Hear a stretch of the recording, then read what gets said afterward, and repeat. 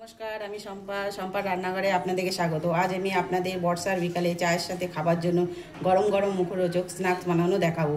একবার বাড়িতে বানিয়ে দেখুন, সবাই প্রশংসায় পঞ্চমুখ হবে। তো চলুন।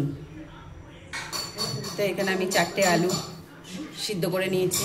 দেখুন, এরকম মাঝের সাইজ 4টে আলু নিয়ে নেবেন। এদিকে আমি ম্যাশ করে নেব। দেখুন, এখানে আমার আলুটা ম্যাশ করা হয়ে গেছে। এটাকে একটু চটপটা করার জন্য দিয়ে দিচ্ছি বিট নুন, এবং এতে দিয়ে দিচ্ছি 1 চা চামচ চিলি ফ্লেক্স এবং 1/2 চা চামচ ভাজা জিরে। এখানে দিয়ে দিচ্ছি 1/2 চা চামচ চিনি গুঁড়ো, এবং এখানে আমি একটু চিজ গ্রেট করে এর মধ্যে দিয়ে দিচ্ছি, এবং এতে দিয়ে দিচ্ছি ধনেপাতা কুচি,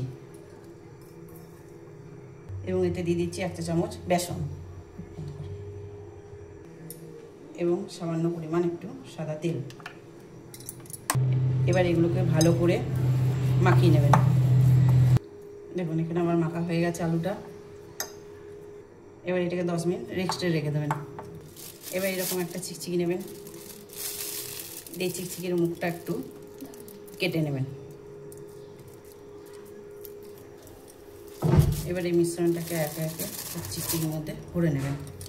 দিয়ে এখানে একটা পাত্র নিয়ে নেবেন, তাতে একটু তেল বুলিয়ে নেবেন।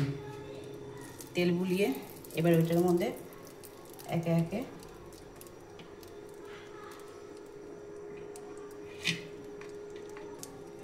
ঠিক আছে এইভাবে গড়া হয়ে গেছে। দেখুন, সবগুলোকে গড়ে নেবেন।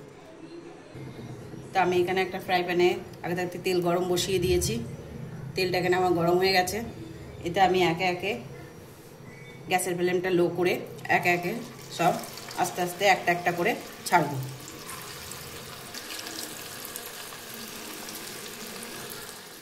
গরম গরম মুখরোচক স্ন্যাক্স তো একবার শুধু বানিয়ে দেখুন।